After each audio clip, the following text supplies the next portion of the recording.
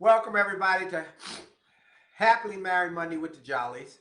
I'm Dr. Willie Jolly, and this is I'm Dee, Taylor-Jolley. we're the authors of the book Make Love. You're supposed to say make money. Oh, make money. Make it last. 10 secrets to shape a great marriage.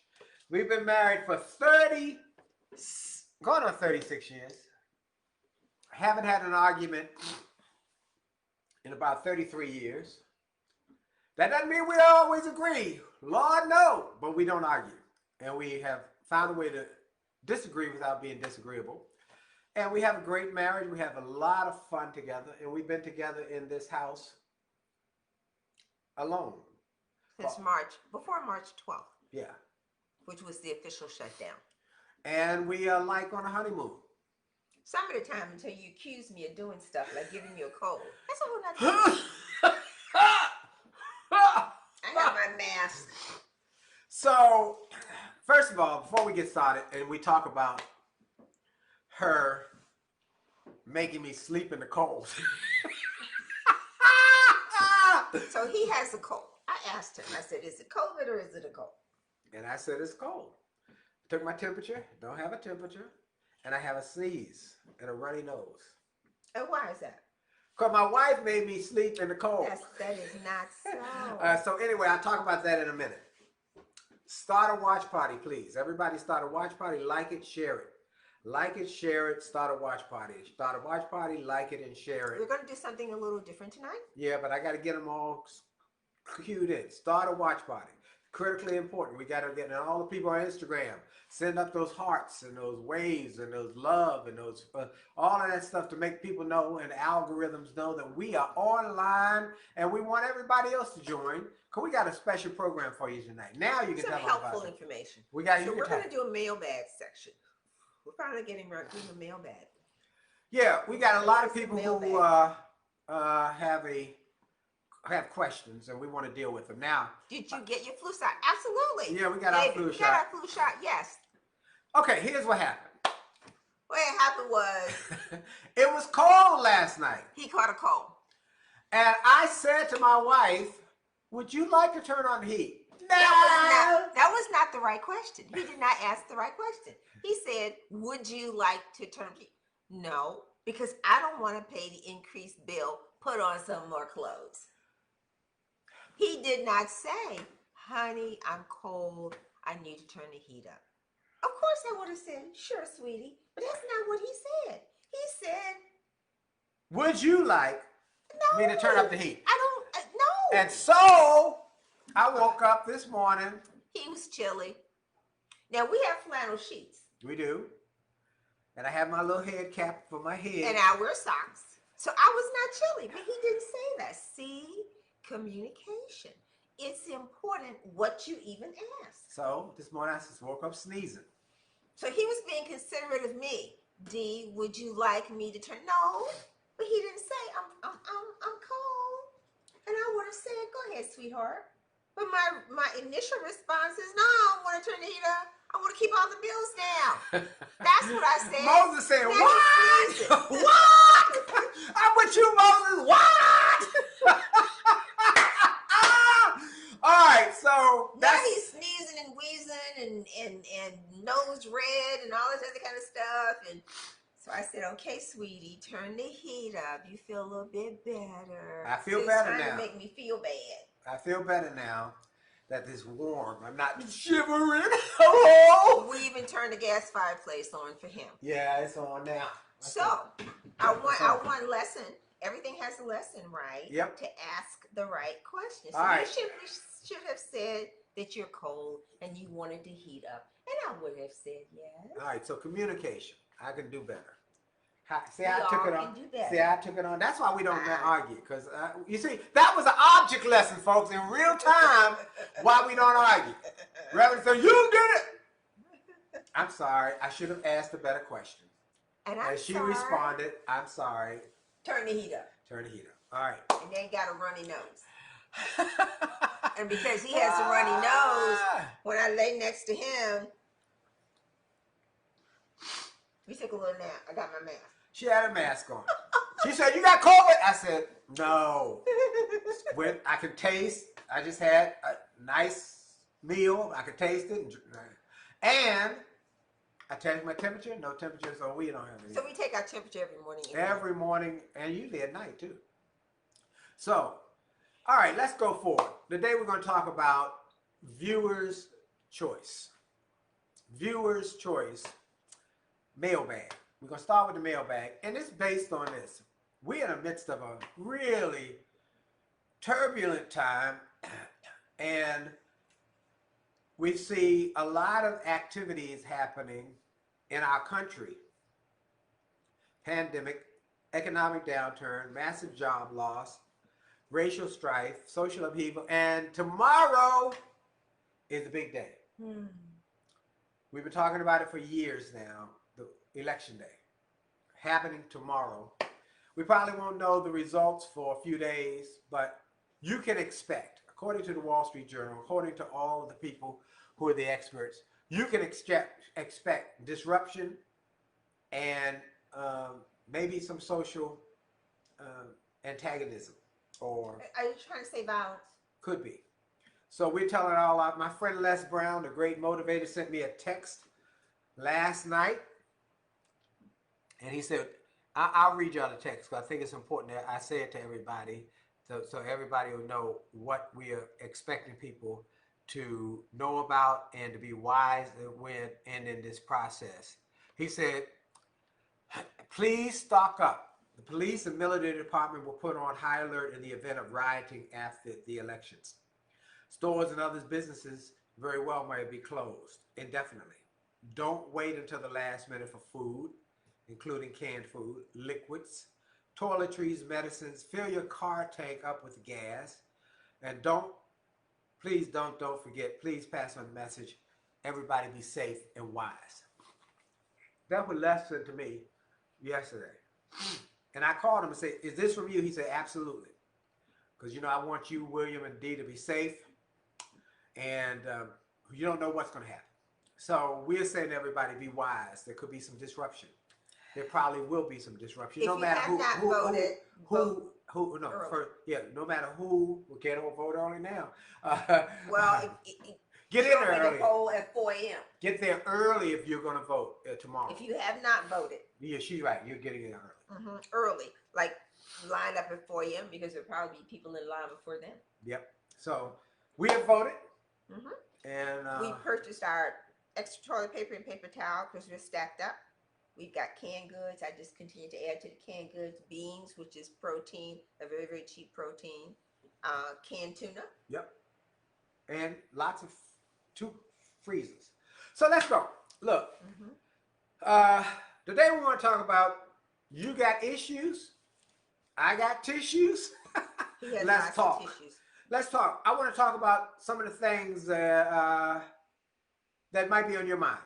We're going to start with a question that is coming into the mailbag that we want to talk about and want to answer and want y'all to be mindful of. This was interesting. Very interesting question. Remember, start a watch party, like and share. Okay, here we go. Hey, quick. I'm sick of my husband. Woo! Woo, that's how it started off. Tired of being around my husband. We're both working from home due to COVID. He's not doing anything wrong. He's just here every minute of the day. I'm not excited to see him. Wow. What should I do? Woo! I thought that was funny. It's funny, but it's an issue. It's a big issue. Because this woman says, the dude ain't doing nothing wrong. He's just around. I'm not used to this. I can't stand it. He got on my nerve just being in my presence. Oh, that's a problem. Now, what do we say? And ask what should you do? We're 2 different people. What's your perspective? I like yours first. No. Okay, I'm happy to give it. I just thought I'd give you, I always go to the book. Because this book, we didn't just get it from us. It's from the people we interviewed. For those who don't know, it took us 2 years to write this book. The first year, she and I had to find our writing styles because it really was a lot of drama. Because I'm used to writing and she editing, and our styles are very different. Very different. So we realized how we use words are different. Right. So we had to take and write my part. She writes her part, and that's how we did the book. But then after a year it was ready, I thought it was done. We had put everything we knew to put in there at that point. But my bride, my beautiful bride, my smart bride, why I married her because she's smart, she said, it's not ready yet. And I was wise enough to say, okay. And we started interviewing people who'd been married 40, 50, and 60 years. And that's when we got the real ahas, the real juice. So we got a lot of great resources right here. So what would I say to the woman? What was your answer? I go to the book. Because we got 10 chapters and a chapter for, oh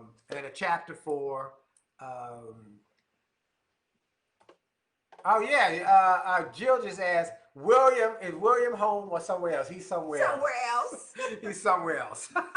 Thank you, Jill. We got 10 chapters and then an extra bonus chapter for people who are not yet married, okay?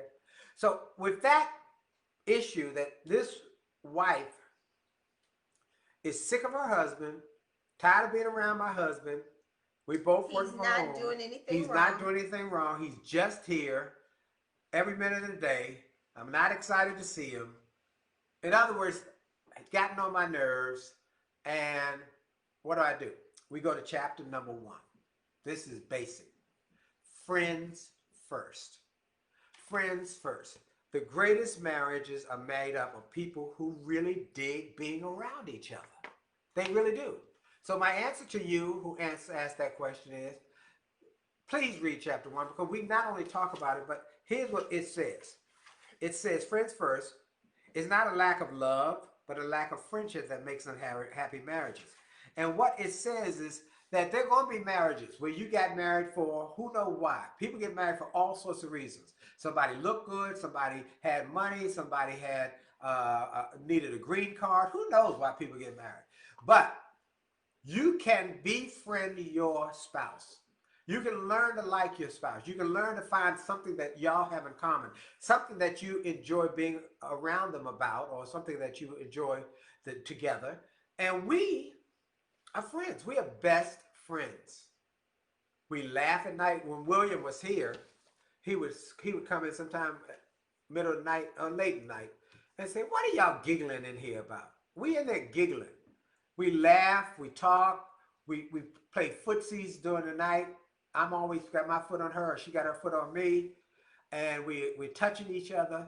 We really like being around each other. And so if she's around me all the time, all the better. I really like being around her. I dig you. I dig the ground you walk on. I dig the air you breathe. I dig Okay, you. so my approach would be a little different. All right. So it would make me think, why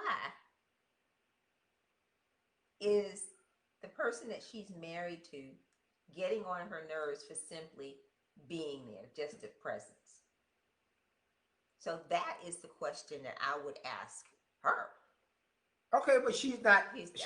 She might be on tonight. So and could answer that if she wanted, but she probably won't because this is probably doesn't know. She didn't express that. No. So how? She said, "What should I do?" I told her to read chapter number 1 and go through the principles and the processes that we wrote out that said how to befriend your mate. Here are the things you do to befriend somebody. You're already out in the ocean and you realize you got no oars in the water. So what do you do now? Tell her what to do. I would say to myself, get to the root of the problem. Why is he just his presence and annoyance? It might not even be friendship. That might be one that's your take on it. I would say I have to deal with myself and say, what is it about my mate that just his presence is an annoyance to me? Right. Right. I'm saying that's how I would approach it. What would you think? Anybody have a take on that? I mean, that's really what are your thoughts, folks? We open to thoughts. We open for thoughts here. I would have to say, I'd have to analyze why is Terrence said that's on her. She doesn't sound nice. She needs to work on herself. Okay, that's one option. He said that's sad. Let's see. Is it perhaps some of his behavior? No, she Is doesn't. it She something doesn't. you can talk about? She doesn't I get know that. she didn't say She that. doesn't give us any more detail other than Since he's not doing anything he's not wrong. doing anything wrong. So there's, that's not the issue. So again, I'm gonna give you my perspective. This is a time for reframing your relationship. You're there with each other. Maya Angelou says something in your life you don't like, change it. You can't change it, change your attitude. She needs to do an attitude shift. We're in the midst of COVID. And in the midst of COVID, you got to shift your attitude because this is a tough time. Or maybe she's just not used to having somebody around all the time. And she might be an introvert. Hold on, that's not. Wait, no, you say that, but I'm an introvert. Yes, you are, but I understand that. I'm conscious of that. And I'm mindful that sometimes you need to be quiet to get your... But I'll tell you, please stop. Don't talk. Don't talk. My words are all used up. I can't talk anymore. My no more words. I say, let's be quiet. Quiet. But, I need but quiet. we're friends enough. I can say, I said, sweetie, you just need to... I need to have I'm in my hours. Oh, she said. I'm in my quiet place. Yes. I'm in my quiet. You coming in making noise, and I'm an extrovert. Hello, hello, but we're young lovers. I got the lyrics. Wherever you are, and I hope your troubles are few. All my good wishes go with you tonight. I've been in love with you. I'm an extrovert, baby. I got woo-hoo-hoo 24/7 until I shut it down at night. So, being able to honestly share what you're feeling and saying, you know what, you're driving me up the wall because you're too loud and I need some quiet time, because we're vulnerable and very honest with each other. We can say that. Yeah. And so you're vulnerable, you're honest, you can tell the truth, and you're not hurting the other person's feeling. And we have a sense of humor, and he starts laughing because he thinks everything I do is funny. Oh man, she is so funny. She cracks me. I mean, it just kind of takes me over the edge, and I'm like, oh my God, you just need to be quiet. And I will go sometimes. I'll just go to the bathroom and sit down and read. No, Jill gave a great, I feel her pain, but it's children instead of my husband. And I definitely have found ways to adjust my mindset and attitude to get through the day. And after everyone goes to bed, it's my time when I find my refreshing place. That's great. That's great, Jill. Again. Okay. That's really great. It's the children, because she got two not toddlers. They are one. They're cutie pies. They're cute little kids. And one, I have not seen the younger one, but the older, he is loquacious. I mean, he can talk. He's going to be a speaker. That boy got the gift. And so, or something, he's going to be a preacher, a speaker, or something, because he can talk. And so I understand that. Okay, she says I just have to find not my husband, but she has to shift her attitude. It's a mindset and attitude. Get through the day. And after everyone goes to bed, it's my time. She got to focus on, the wife has to focus on herself as to why she feels this way. Right. And adjust her attitude. Right. And that means figure out another way to handle it. That's correct. And it's not the other person. If it's something you can't, like can't. Maya Angelou said. Yeah, Maya Angelou. If something you don't like, change it. You can't change it, change your attitude. We're in the midst of a pandemic. She is stuck with him in that house. And so you got to shift your attitude, and you can't be mad at somebody and for just being alive. Just being alive. And then the other thing is to have some open and Jill said they're kindergarten, third grade, so they're little kids. So you got to have those. I find that's important. The other thing I would think out of the book, if I had to go to a second point in the book where this could be, I could help you. The person who wrote that letter about Friends First is. Not about friends first, no. Oh, I mean about being sick of my husband. Sick of my husband. It's I'm going through which one of these probably would be best. Leave the drama with your mama. But they're not having drama. Well, she's having drama. Then, do you have a date night? Do you have a date night where you can talk about, it's really hard. This is hard for me. And you know what? Having said that, it could also be he's there all the time. Maybe they have to find a way to have separate spaces We within told somebody that within the house. their house. Because you're working from home. We're recommending with everybody that we've been working from home for space. We've been working from home for a long time. Over 20 years. 20 years. So, we are really good at this. But some people have that need to go out. They have no space, no designated space, and they work all over the place, and it then becomes all encompassing. So we told our sister-in-law who lived in a townhouse, we said, we had that conversation. Find a little place in the house, maybe a little desk or a little area that you say, this is my workspace. It could be a coffee table or a tray. Oh, let me finish talking. Then work there, and then take a cloth when you're finished and cover it over. Work is over. And see, because we have limited information, that's a good point. Because people have gone from their regular routine out and coming back in, hi, how are you, and doing those things, as opposed to now you're all stuck there together 24/7. And so they might not have designated spaces. And what people thought was going to be a few months, we're now heading into 9 months. Right. And so a couple of things of identifying your own separate space. Everybody should have a workspace. We have a workspace. Now, we built a workspace some years ago in our home. We expanded the home. And it has moved around. It has changed over the years as we have adjusted, added on in the life. But initially, everyone should have their own workspace. Now, what does that look like? What if you're in a apartment? We don't know if she's in a house or apartment. It doesn't give any details. Sometimes a folding table and a chair. That's all you got. And a place for your laptop. When I started, I was in our little teeny weeny room. Yeah. That's when I started 30 years ago speaking. That was it. Okay, look, that's a big point. I wanted to make sure. Any of y'all got any questions tonight? This is open mic. We talked about the fact that this is a scary time tomorrow, the next few days. Jill just said that's one of her concerns, and many of our others. Are you okay? Let's see what Lynn says. She and he can work in different locations in the house, then come together for lunch or dinner. Yes. That's a great idea. That's a great idea, Lynn. Great idea. Come together for lunch or dinner. Media says she loves our hands, our hand motion. I'm working the hands tonight, Media. Okay. Have a sense of humor about the irritations. You got to develop that. Now, let me tell you, my wife, when we got married, did not have a sense of humor. At all. Zero. Zilch. Well, I was just a more serious person, but after studying my husband and realizing, oh my God, how am I going to coexist in this space with him? Because he's over the top all the time.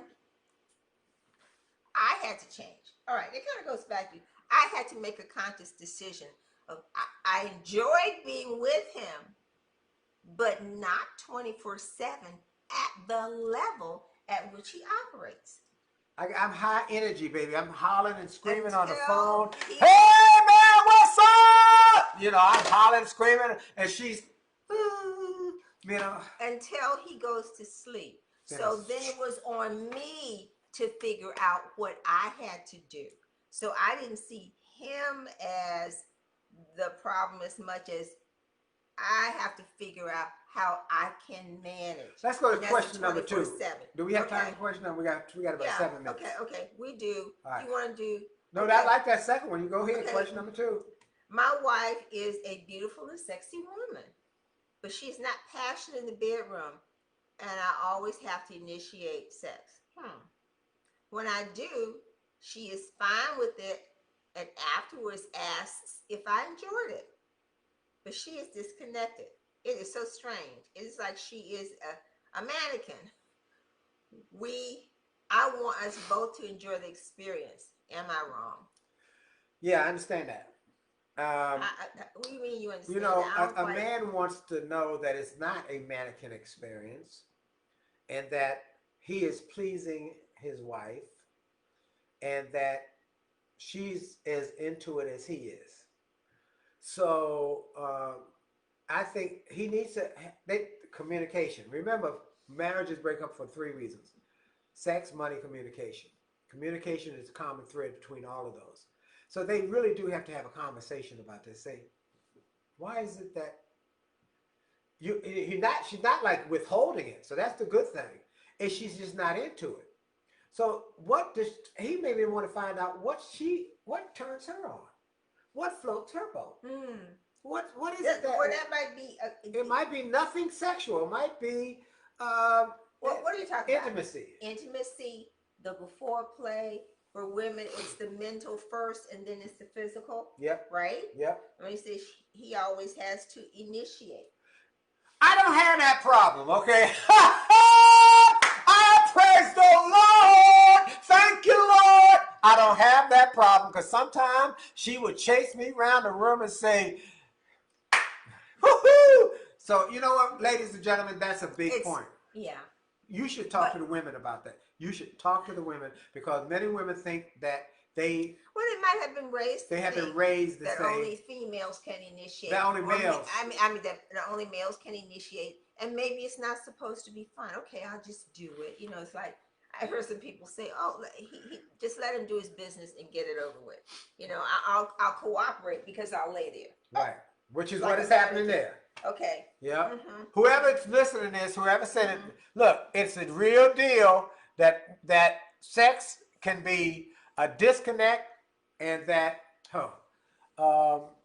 someone just said they look forward. I want to make sure I got that. Miss Principal Kellogg. Okay, hello, Miss Kellogg. They need someone to look forward to. They need something to look forward to one another, as well as what they like to do individual. Amen. You're right on. Absolutely. Hey, Lisa Patrick. So yeah, we're saying to this again. Talking about sex. Many people won't talk about what turns them on. They won't. So how do you even get into a conversation if you grew up in an environment where all the things that were touchy-feely and that felt good were taboo and off the table? That becomes that is very difficult to be able to break that pattern so that you can get comfortable to say what you even like. I like what Media says here. She said it's a mental issue for sure. She may not know how to own her own sexuality. Yes. Now, look, foreplay, having conversations about it. Therapy could help. Yes. But it's okay. And it's always, but you got to talk about it. You got to talk about it. Because many people won't talk about the things that are most important in their relationships. They might be ashamed. Yeah. Because many people have been brought up that sex is just for procreation and anything fun about it is not to be done. Right. We ain't got that problem. Because you're such a character. Woo! Woo! I love my wife. I love my wife. My wife comes looking for me, stalking me sometimes. Because we have fun together. We do. And so, and don't let a movie come on with a horse, okay? See, you went there. I went there because she says you look like a horse.